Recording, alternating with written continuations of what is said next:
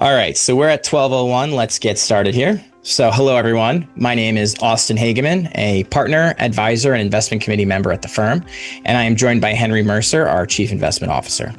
Today, we're going to walk through some of the slides from our quarterly market update deck. The charts we'll cover highlight key data points that our investment committees consider when making decisions, giving you a bit of a look at what goes on behind the curtain. As always, feel free to drop questions into the Q&A box as we go, and we'll try to address them throughout. So before we dive in, I'll do a quick 30-second background on the firm. We're an independent registered investment advisor providing investment management, wealth advisory, and planning for high net worth and ultra high net worth families, individuals, and institutions. The important part is how we're structured. We operate as a true fiduciary and do not have a brokerage arm, which means we do not sell products, earn commissions, or get paid to push any particular investment. Plain and simple, our clients pay us for advice, planning, and investment implementation. That is the only compensation we receive. That structure matters because it eliminates many conflicts of interest and keeps the conversation centered on what is actually best for our end client. Our team has access across an open investment universe, both public and private markets, along with relationships across multiple private banks, custodians, and other providers in the industry. So we are not limited to one company's platform, investment universe, or one narrow set of solutions. The goal is to give clients broad, objective access to the resources, strategies, and planning tools that make the most sense for their situation. And by the way, if you like these kind of conversations, check out our podcast, Amplified Wealth. We talk financial planning and the markets. In many occasions, we bring on some big names in investing. A fair amount of them you'd recognize from shows like CNBC and Fox News. We cover all kinds of timely market topics with new episodes dropping at least once a month. You can find Amplified Wealth on YouTube, Spotify, Apple Podcast, Amazon Music. Pretty much anywhere you listen, just search Amplified Wealth and hit follow so you'll get an update on your phone when a new episode comes out. Okay, let's jump in. So the conflict with Iran and in the Strait of Hormuz has caused some increased volatility. We saw it yesterday, and for good reason. Current estimates suggest the conflict could disrupt roughly 20% of global oil supply flows, which, if realized, would represent one of the largest disruptions in modern history, in both absolute barrels and as the share of global spare capacity. Henry, what are your thoughts on this conflict? Well, it's certainly gone on longer than people thought originally. The impact on trade, particularly in energy movements through the Straits of Hormuz, a lot has been compromised. A lot of focus on the energy prices. Oil bounces on headlines. Tremendous price volatility. Gasoline prices are creeping up here in the United States. And there has been obvious disruption. But the interesting thing about oil is that throughout history, these oil spikes in the Middle East tend to be temporary. Things settle down. The thing to watch is sort of like, does it make the economy slow down? Oil in general, if you look at the table here since 1986, the market has done better when oil prices have been up than when oil prices are down. And a lot of that is indicative of the economy. When the economy is stronger and people are spending and working and going to work and that sort of thing, prices tend to be higher. They tend to go up. What we want to avoid now is some sort of spike that becomes more permanent and pushes inflation throughout our economic system. We're seeing the early signs of it, but history says, at least, we're not geopolitical strategists. We look at markets, and history says at this point it's really not market-wise too much to stress about. Right. It's not the level of oil prices alone that drives market stress. It's how quickly and unexpected prices move, right? A sharp, rapid increase can create short-term pressures as it's pretty intuitive, right? Input costs rise, consumers feel the squeeze on oil prices themselves. Inflation expectations adjust, markets reprice their growth expectations. That's typically when you see volatility and you see drawdowns in the market. After that initial shock, though, markets tend to be forward-looking and adaptive. So over time, one of two things tends to happen. Either A, oil prices stabilize or decline, which can obviously support a recovery, or B, companies and consumers adjust to the new environment. Businesses reprice, they'll hedge oil exposure, they'll shift supply chains. Investors will reset expectations and begin focusing on broader drivers of growth. In both cases, the initial shock tends to fade in importance relative to other factors. To your point about these items tending to be short-lived, I would venture to say that while we have opposing views with Iran, we really sit on the same side of the economic table as it comes to the Strait of Hormuz, and that the Strait does give Iran leverage, but it's not a cost-free weapon. You know, Iran earns a major share of its hard currency from selling oil, and much of that oil ultimately depends on the Persian Gulf export system. In the short run, if oil prices spike and Iran can still get some barrels out, higher prices can offset some of their lost volume. But the U.S. is restricting Iran's access to the Strait as well. So if the Strait stays restricted and oil flows are truly impaired, the math starts to change for Iran. Iran risks losing export revenue, losing access to hard currency, which pressures its own economy and then angers the same Asian buyers it depends on. So this isn't, while they may use this tool to get our attention, this isn't a cost-free weapon for Iran to use. It applies pressure on their economy as well. No, not for them. And here at home, the inflation-adjusted price of the spot oil future here is actually much less than it was back in, let's say, the Iran-Contra or the Iran hostage crisis in the late 1970s and the Gulf crisis in 1990. Inflation adjusted, the price is not as big an issue. For us here, when the hostages were taken in 1979, the U.S. was in a period of spiraling inflation overall. The Carter years are noteworthy for the just out of control inflation. The Fed here was forced to ratchet interest rates up to an extremely high level, the Paul Volcker Fed. So our economy was more vulnerable than it is now. We still have inflation is creeping up, but it's not at a critical level. And yes, it's near-term pain for consumers, no doubt about that. But again, our job here is to focus on what your assets are doing and protect you there. And we're focusing on the markets. Right. And that gets to, do you or can you make an allocation decision around what's happening with Iran and the Strait of Hormuz? And when we're thinking about making allocation decisions, we have to consider two very important questions. How confident are we that an event will actually happen? So what's the probability that a worst case, base case, or best case plays out? And then second, even if that event does happen, what is the probability that we will be able to predict the market's reaction? Sometimes the event itself may seem obvious, right? Oil prices are up. There's a conflict overseas. Inflation is sticky. An election is coming. The Fed may cut rates. Tariffs may rise, whatever it may be. But the hard part is that markets do not just react to the event. Markets react to how the event compares to expectations.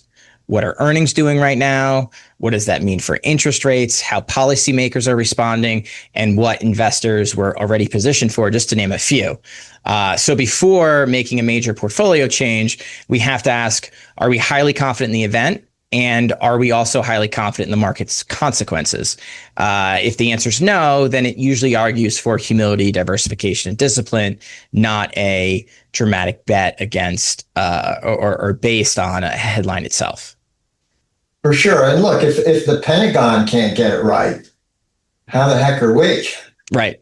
I mean, it's just we look at market history.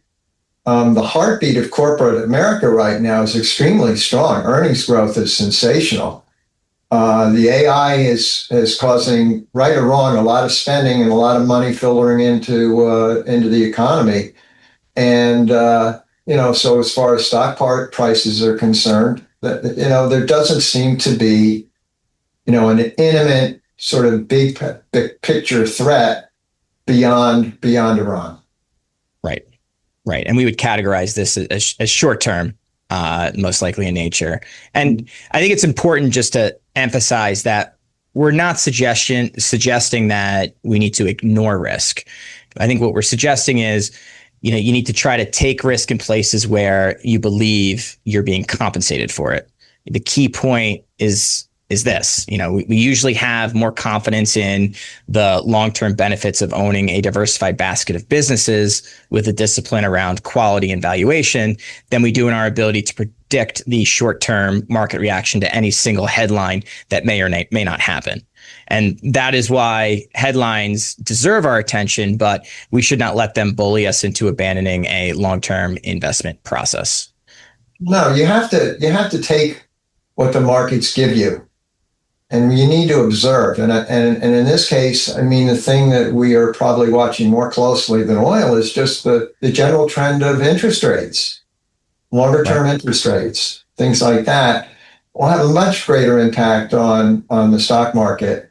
And so you got to look at what what is staring you right in the face and think beyond it. Because if it's obvious, it's not right. That's just how markets are. And the overall background here in terms of fundamentally the economy, interest rates are still low historically. Got to keep a close eye on the Fed. But it's just trust your asset allocation. That's the deal. Invest for the long term, and because no one can forecast shorter term situations. We can gauge risk, but you don't want to fully base a forecast on sort of a narrower assessment. Right. Right. And someone just messaged in that before oil went up, before the war, they bought oil options. Then as the price increased when the war started, they sold their options when the price of oil jumped. And they're asking, was that a good move, leveraging the conflict, predicting the jump in oil prices? And my response to that would say, well, what was your thesis for buying the oil options to begin with? If it was based on, a war may break out, right? There's a lot of crosswinds there, right? You want to separate, a win's a win. So congratulations on making money on the investment, right? But you also want to be able to separate what are your odds going into making the initial investment, right? Are your odds as such where you're playing the role of the casino, or your odds as such where you're playing the role as the person at the slot machine, right? Every now and then someone wins big at the slot machine and the casino loses, but there's a reason why the slot machines exist and the casinos keep them on the floor, right? Because the probabilities are in there on their side. So I would say making money is always a good thing, but was it a good move? That really comes down to the details of why the decision was made, and the thought process behind it, and then what your odds were of that becoming a success and how you allocated to that type of risk. I would just say congratulations, but there are two things in the investment world. There's investment and there's speculation, and any sort of trading involving commodities is much more of a speculation. You can see the volatility in the oil markets and in commodities in general. Trading like that is just more than a full-time job, and very, very few people can do it consistently. So, I mean, congratulations, good, but that's kind of out of my circle of competence. If I was going to be trading for a living, well, I wouldn't be talking to you now, okay? Because I wouldn't have time to. Right. We're long-term investors in sort of the old Graham and Dodd, Warren Buffett model. Mr. Buffett would advise against doing that sort of thing, particularly if you're trying to build wealth over the long term.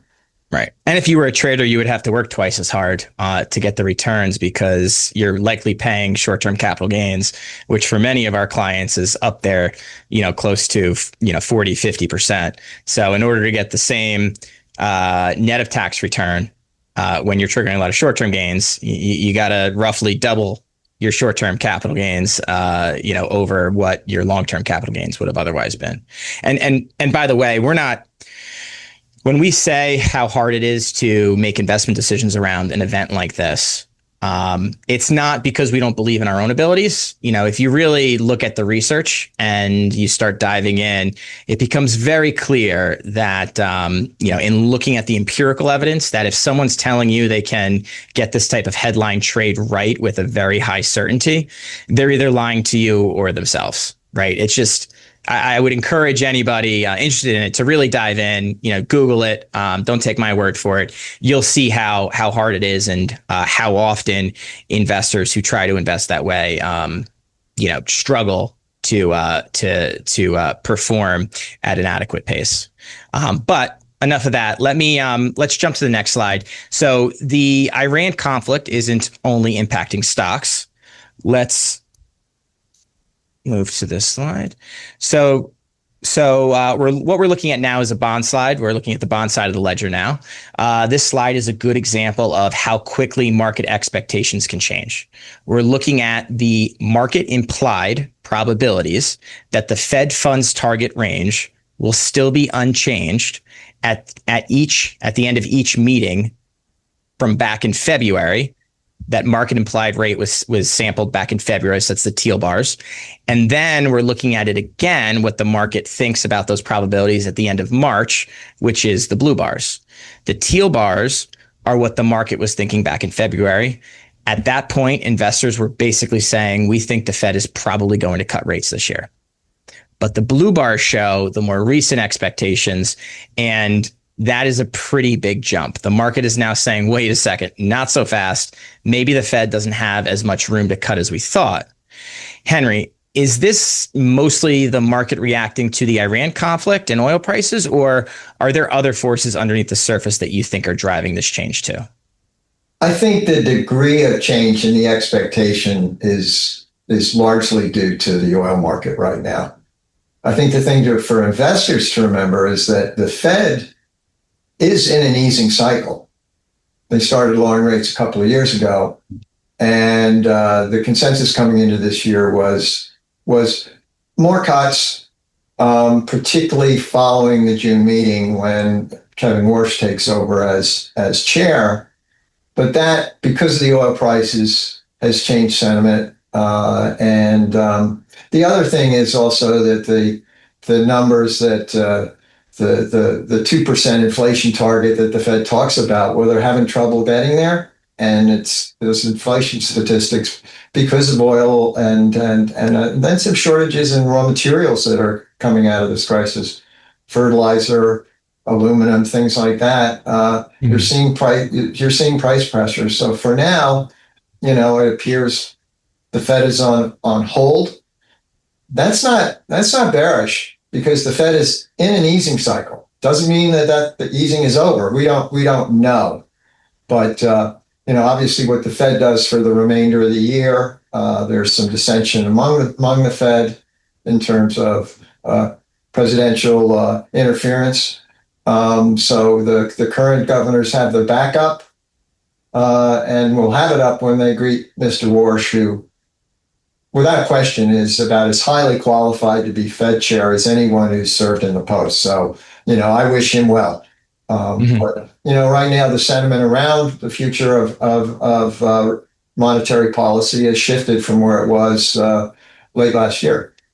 Right. And to me, that's the system working.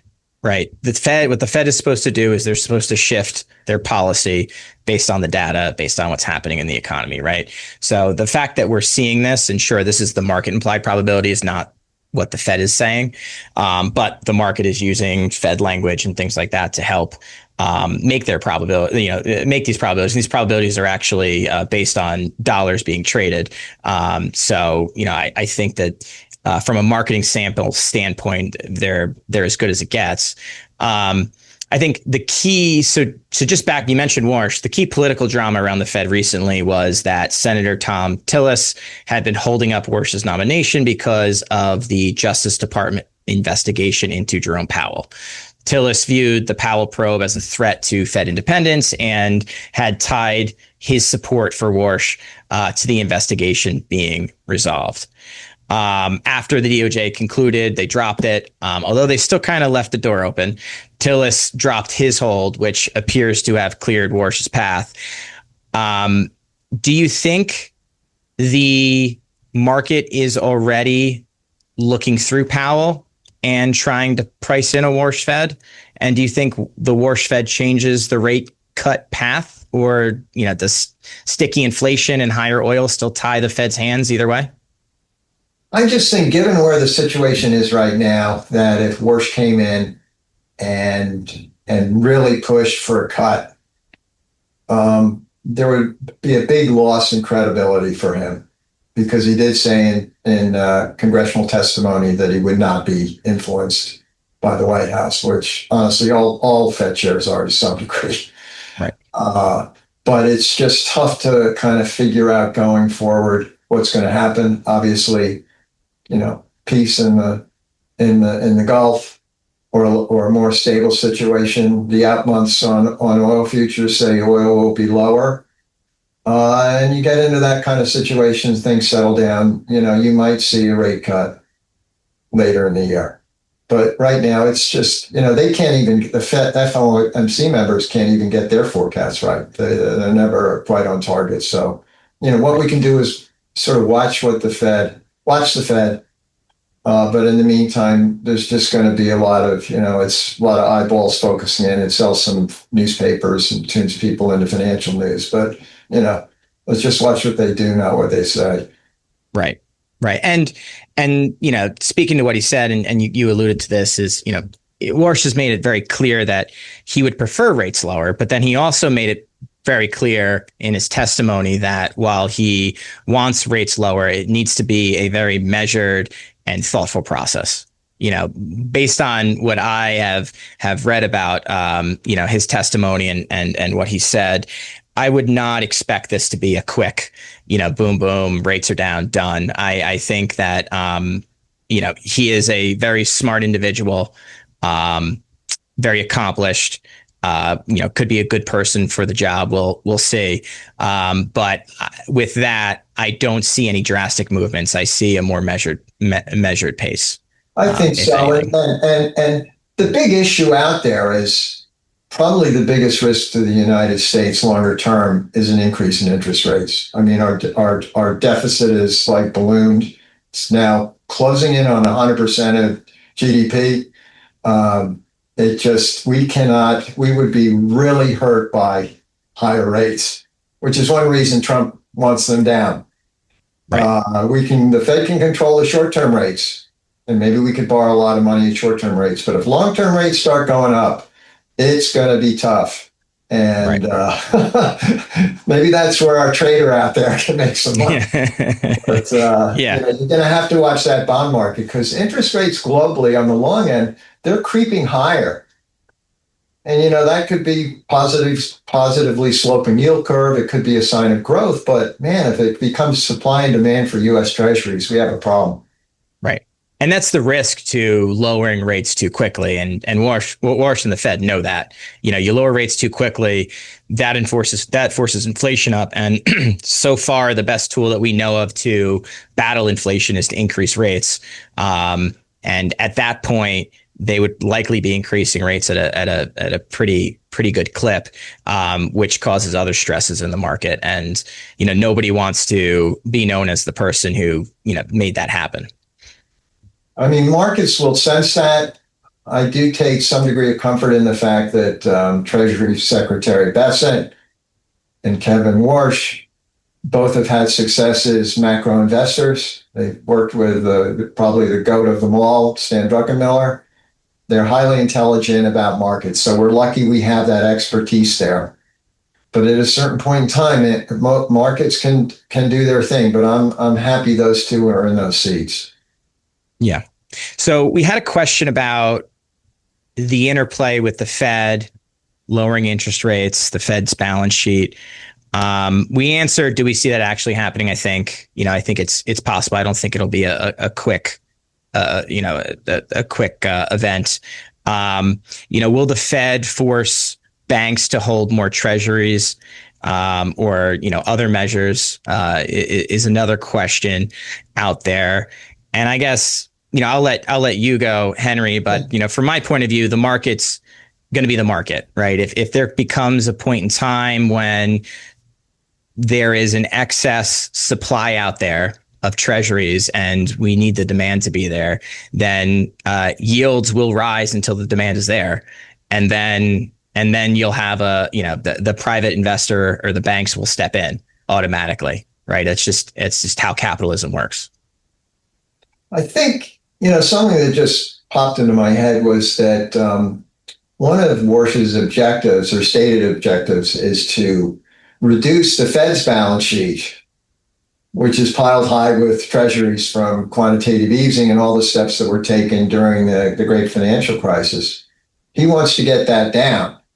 There may be pressure on banks to start, boosting their holdings of treasuries. That might come into play, but there are just a lot of contradictory factors here. The regulators have loosened up bank capital requirements, which also would seem that it would allow banks to buy less of treasuries and maybe something a little more risky going forward that wouldn't compromise their capital ratio. So it's just, again, as you said, Austin, it's the markets will tell the story, but there's a lot to be rationalized there because,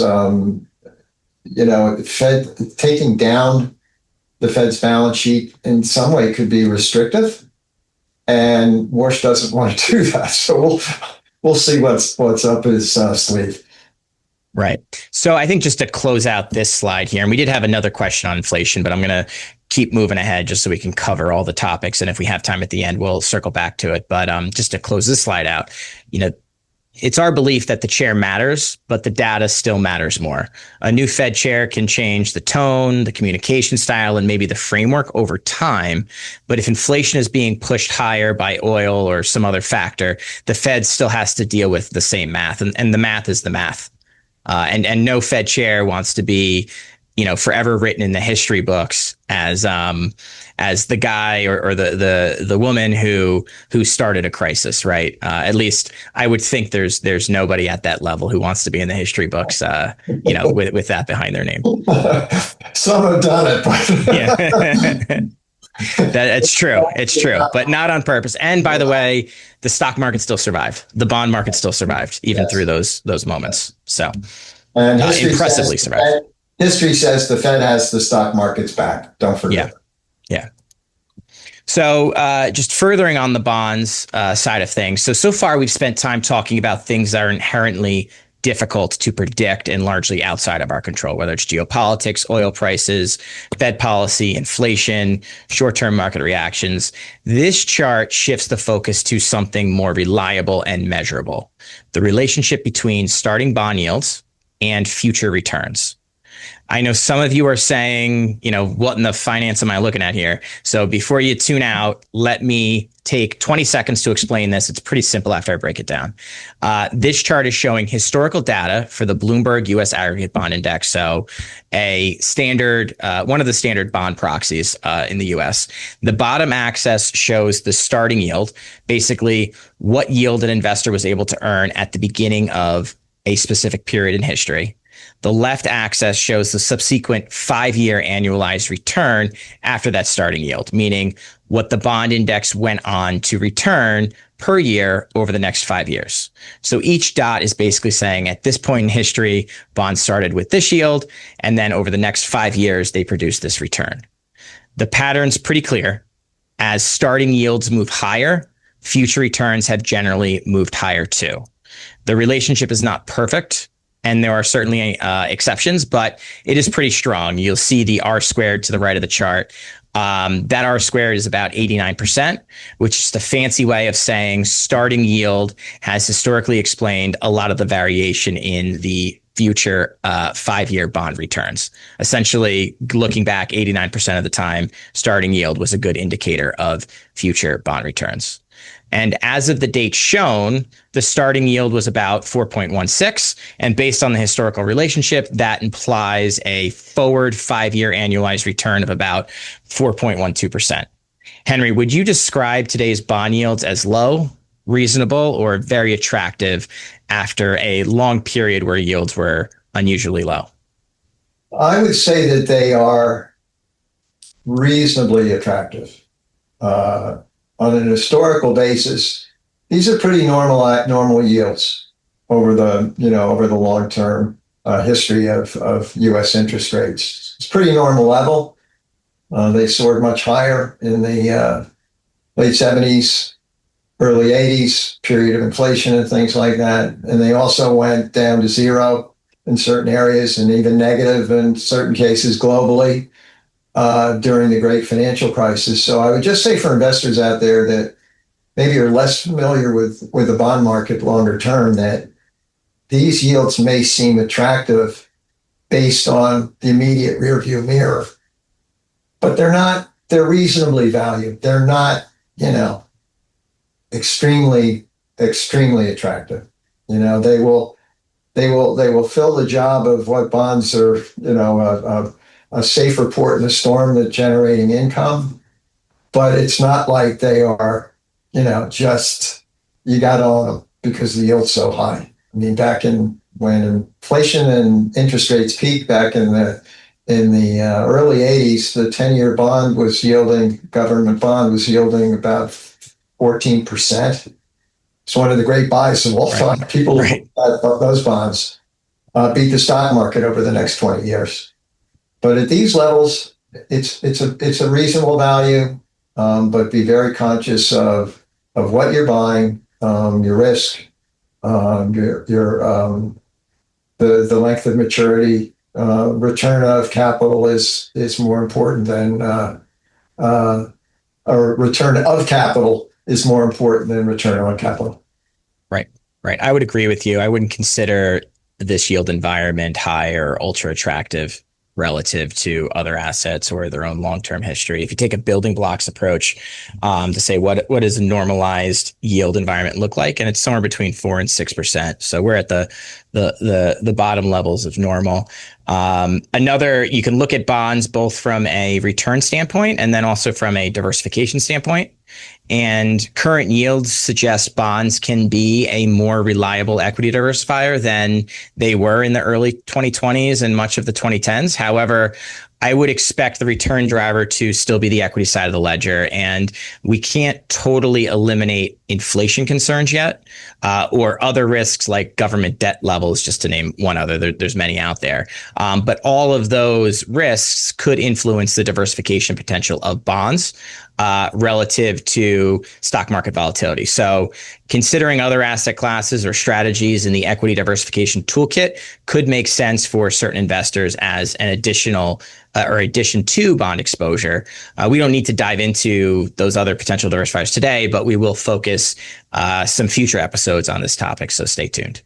I would also say, in closing this out, I think bonds certainly make a more attractive investment right now than cash.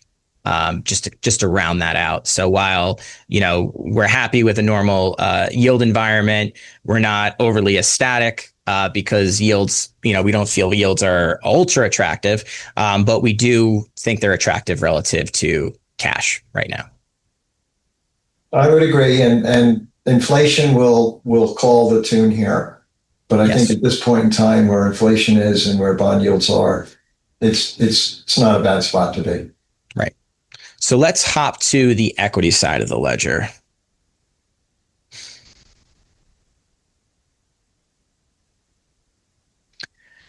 So let me take a quick second to explain what we're looking at here. This chart compares the performance of U.S. stocks versus international stocks over rolling 5-year periods. The blue area shows the return of the S&P 500 minus the return of international developed stocks. When the blue area is above zero, the baseline there the US stocks outperformed international stocks over the prior 5-year period. When the blue area is below zero, international stocks outperformed US stocks over the prior 5-year period. The gray line going through the chart, this is the US dollar index.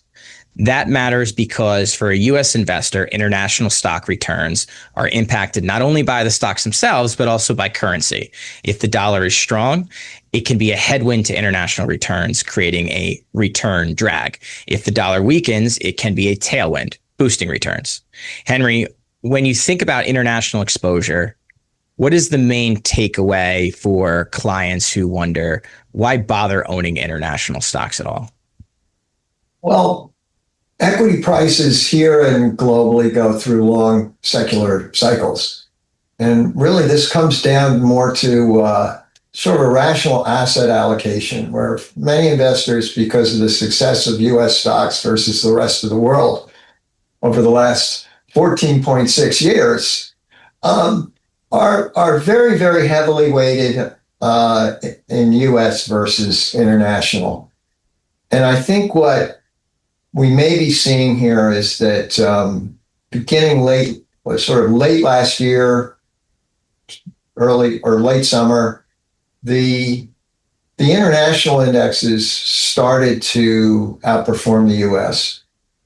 And they made a pretty pronounced move to the upside in terms of relative strength. And that has continued into this year, where international equity benchmarks are ahead of our S&P. Our S&P is up about 6%. The international benchmarks are up anywhere 8, 9, 10. The emerging market benchmarks up like 14%. But you've seen a big move and trend change into international.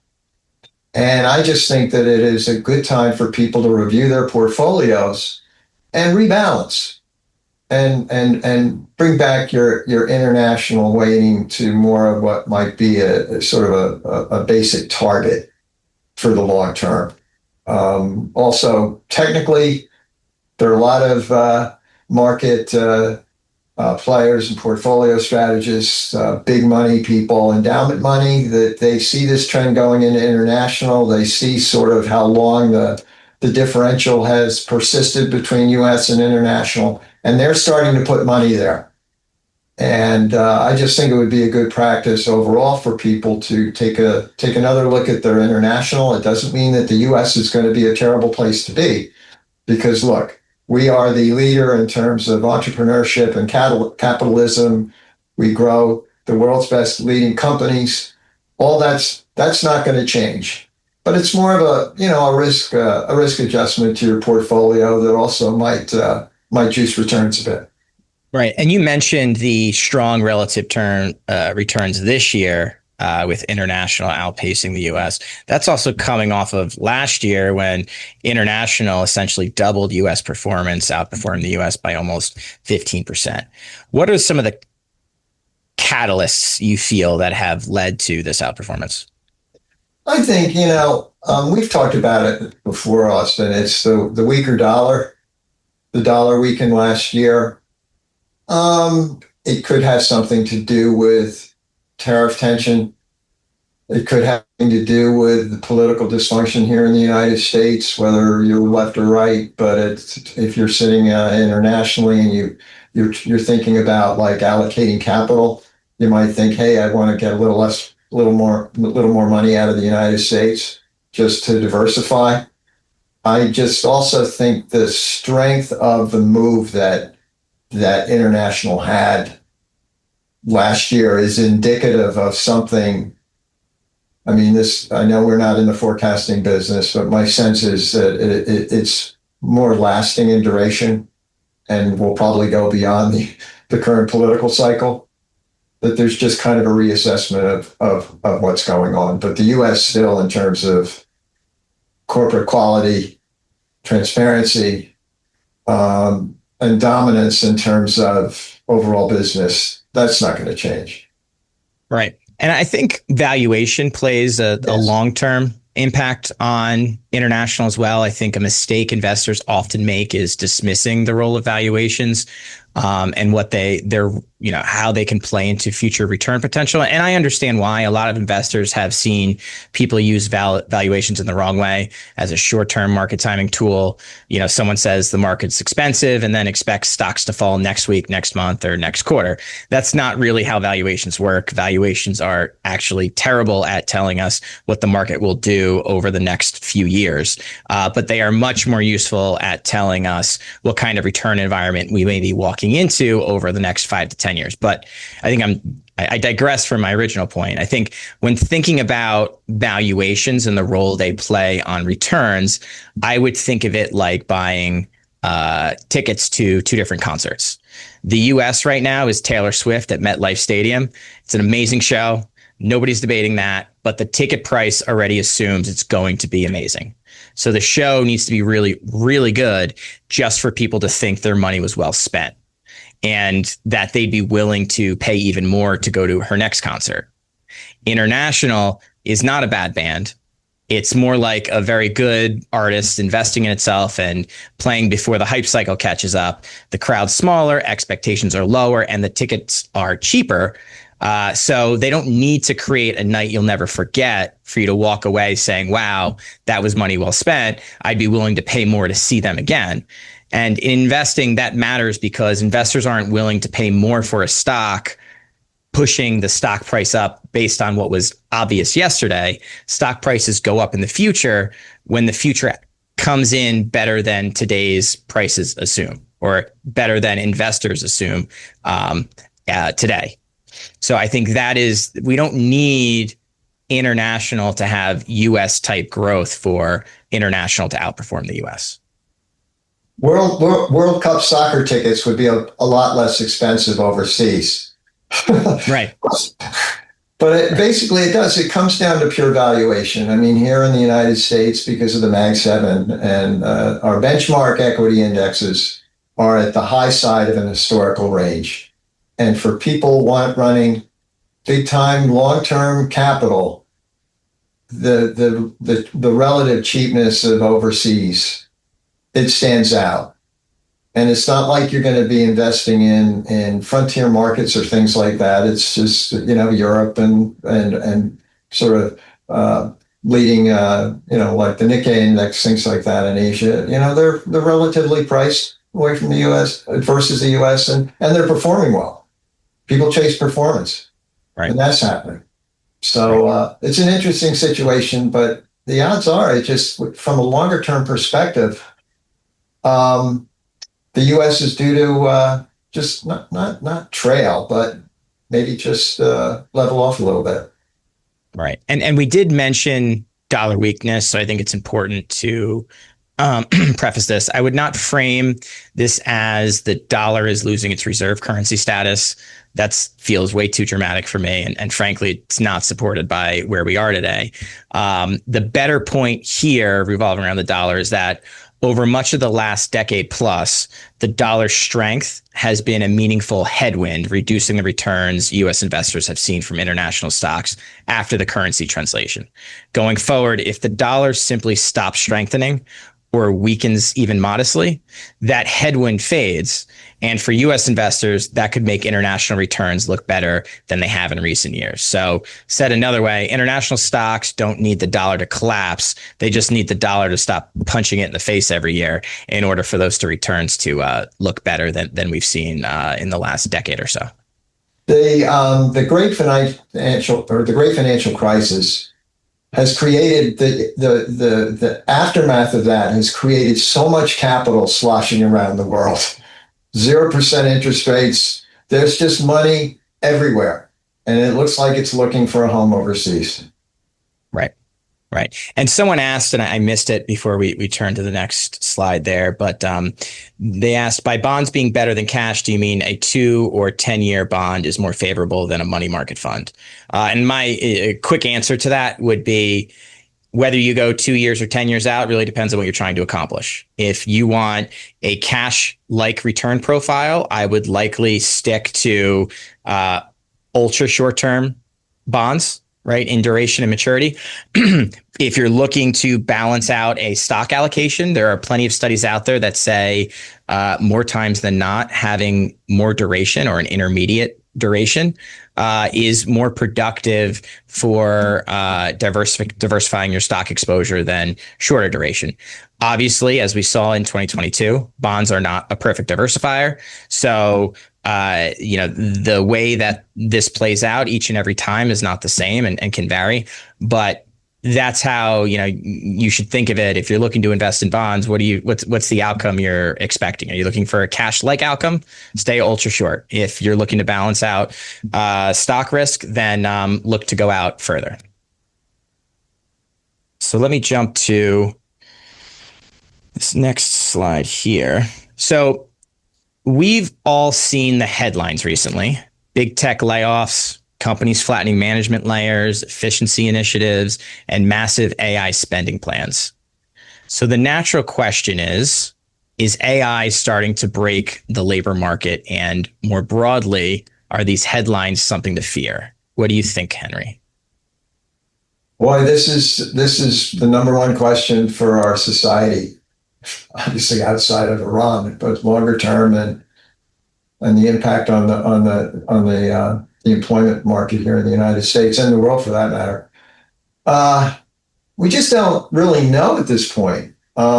We get anecdotal stuff from the investment banks and things like that, or pumping out research about the productivity revolution ahead and how great it will be for the economy. But some of that view you should read with a sort of a skeptical eye or ear, because they benefit, those investment banks, from capitalizing the build out of AI. So it's in their interest to say so.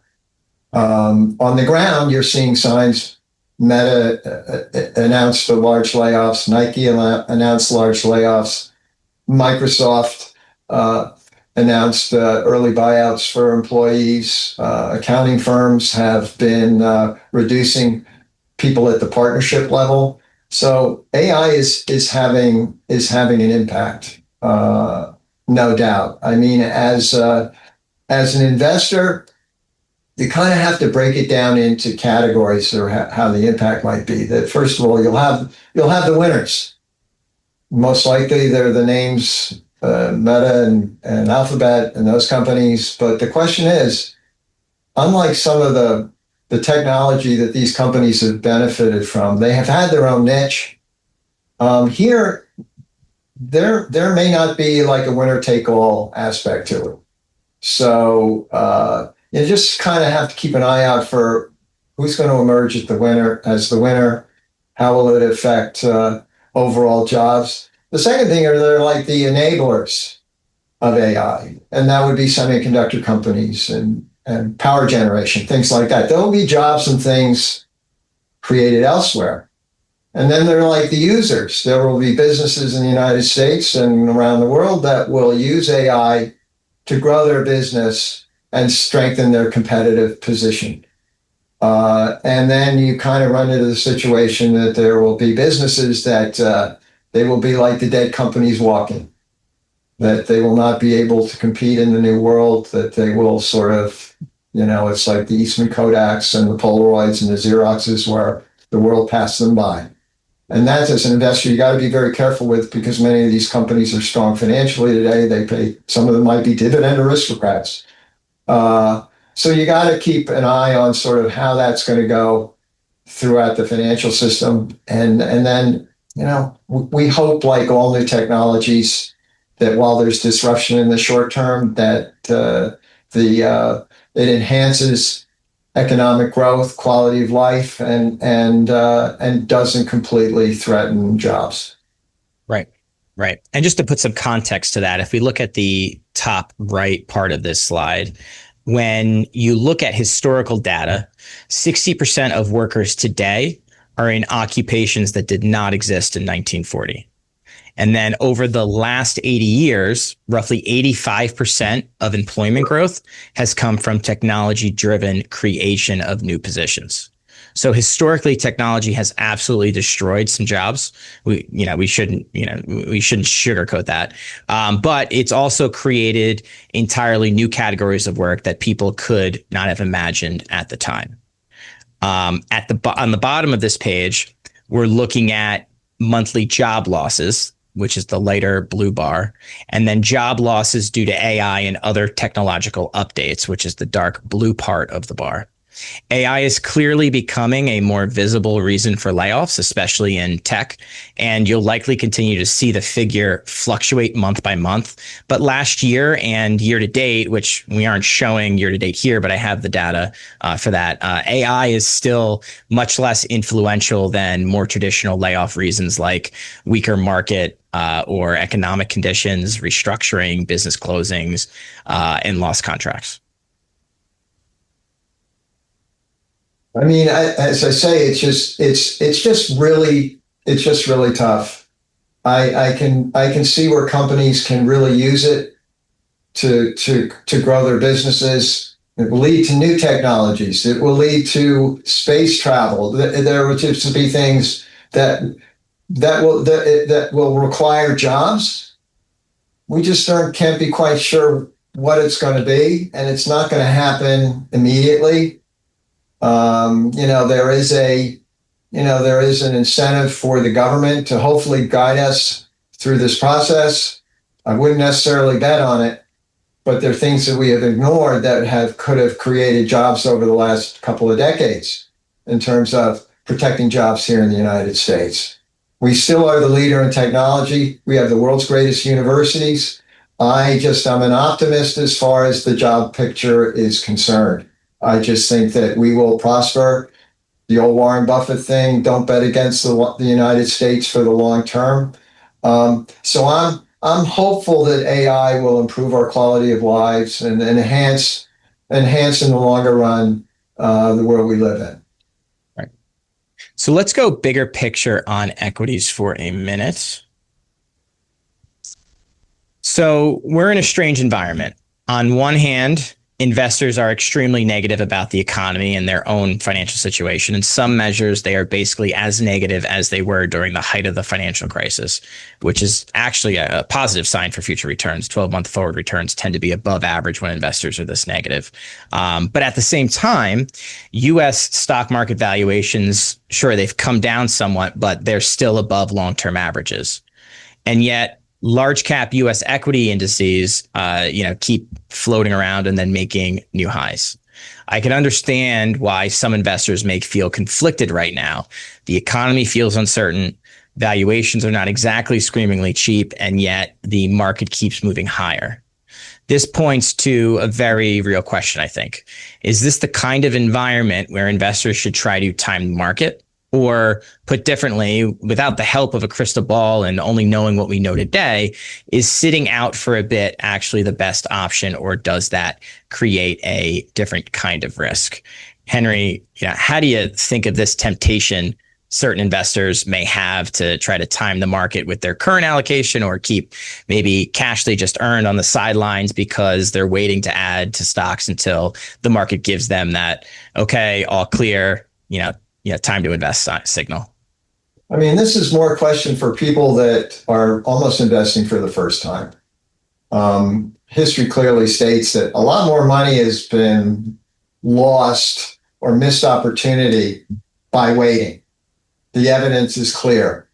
Bull markets last, for years. This current rally began back in October of 2022. It made a record high back in January of 2024, and the market has stair-stepped higher ever since. It's just the nature of bull markets, that they last a long time. Going to new highs actually, in many cases, is a very bullish indicator of momentum. So it's the old case of it doesn't pay to wait. You need to start a process of dollar averaging your capital, stepping in over time. But waiting, the evidence is clear that corrections happen all the time. to worry about them. What we've seen so far this year, with everybody concerned that the market was going to go into the tank because of Iran, well, it fell 9% and has now gone to a series of new highs in late April and early May. So it's a mistake to wait. I couldn't state it any more clearly. Right. Yeah, we could certainly appreciate why this environment may feel uncomfortable, but how you feel personally about the market isn't what makes the market move, right? And if you look historically, investing at all-time highs has not been a bad strategy over long periods of time. If you look at the left part of this slide, the gray bars show average forward returns for the S&P 500 when you invested on any random day. The green bars show average forward returns when you invested at a new market high. And then we look at 3 months out, 6 months, 1 year, 2 year, 3 year, 5 year. And what you'll notice is that over 1, 2, 3, and 5 year periods, investing at new highs has actually produced returns that were very similar to, and in several cases better than, investing on any random day. Now, we look at the right part of this slide, we ask a slightly different question. What happens after the market hits a new high? Do we usually get a major prolonged correction? And the historical answer is not usually. Based on the time period studied here, which goes back to 1950, 1 year after a new high, the market was down more than 10% in value, only 9% of the time. So less than one time out of 10, the market was down 10% or more a year after hitting an all-time high. 3 years after a new high, the occurrence was about 2%. And 5 years out after a new high, the market was never down 10% or more. All of this is not suggesting corrections can't happen. They absolutely can. Short-term pullbacks are always possible. That's part of why you get rewarded to be a stock investor is being able to handle the volatility. But the real curtain pullback takeaway here is that the market being at an all-time high feels like a red flag because our brains compare it to buying something at the highest price it has ever been. But stocks are not like buying a used car at the most expensive price ever. Stocks are claims on businesses that can grow earnings, pay dividends, innovate, and become more valuable over time. And generally, seeing positive earnings growth momentum here is a good sign. That's why a new high can actually be a normal feature of a healthy long-term market. There are very few times where, as an investor, that you really have to worry. I mean, the market likes worry. The old saying, the markets climb a wall of worry. And we've certainly been seeing this in recent years. But what you need to worry about are the very, very rare bear market, like the ones that, whether it was 2000, 2008, 2009, the 1970s bear market, things like that. But it's caused by a big secular change and threat within the economy.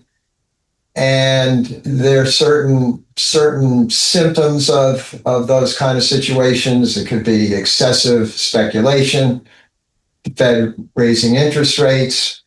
They're just an excess in the system.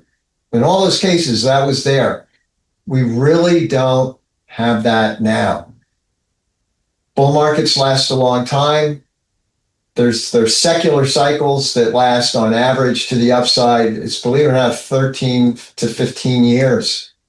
This one still, based on history, should have some time to run. It's just not sitting here as someone who's followed markets for my entire my adult lifetime. There are things that I worry about that would affect like what might happen over the next couple of years. But right now, I just think earnings are strong. It's just, as I said, if you're starting out, don't wait. I wouldn't necessarily go all in. It's just commit to a long-term program and take it from there. Right. And you talk about those major bear markets. I think it's definitely important to say that what everyone normally thinks of that's going to be the catalyst for that major bear market, usually it's not that. Usually it's something that nobody's looking at, or very few people are looking at. You'll always get people who get the trade right. But what you're not seeing is that thousands and thousands of investors are making a bet on something going wrong. And it just doesn't play out year in and year out. Yeah, blind squirrel finds a nut, every now and then, type of situation. So there's always going to be someone, being interviewed on CNBC during a financial crisis who got a trade right. But you're not seeing all the people who, lost the house because they made a different bet at either the same time or a different time and got it wrong. So the probabilities are just not on your side to try to be able to correctly identify, when that major turnaround is going to occur. There's an old saying in this business called crisis equals opportunity. Don't forget that. And the real money is made by having a real strong stomach during the tough patches, because that's when you can scoop up bargains, readjust your asset allocation, raise your equity allocation a little bit. There are things you can do. Don't lose heart during the tough periods. That's the whole key. Right. And I know some of you may be thinking, sure, I could see what you're saying. New highs aren't necessarily a bad time to invest, but what about investing right as a geopolitical conflict begins? And we do have a slide on this, but because we're low on time, I won't pull up to it. But I will point out that even during those periods, generally, on average, and most of the time, if you start investing all of your money on the day that a geopolitical conflict begins, you've made money. They've actually been periods where the market's done very well after that. Not all the time, and on that side, we do show that there have been some times where the market has had a drawdown.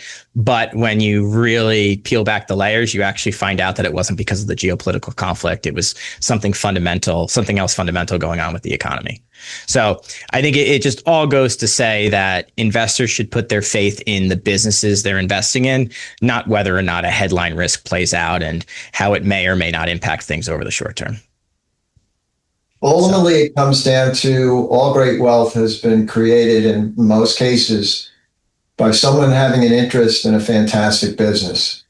Right. And whether it's a Bill Gates, Warren Buffett from the investment side, you look at the great family wealth in this country, the Waltons, it's just having a stake in a great company. The beauty of investing in the stock market is you have the pick of the litter. There are thousands to choose from. It's what an opportunity. Do your research and stick with quality. I mean, that's a win-win, and history proves it. Right. So with that said, thank you everybody for joining us today. We will be sending out any questions that you may have had to an advisor if we can identify you and you're working with one, so that you can have a conversation with them about anything we didn't talk about today that you may want to dive into a little bit further. Thank you again for your time. Please remember to like, follow, share. Please share this with anybody you think may find it interesting. It's not just available to clients. We have plenty of non-clients signing in. So please share, and we appreciate you tuning in. Thank you. Thank you.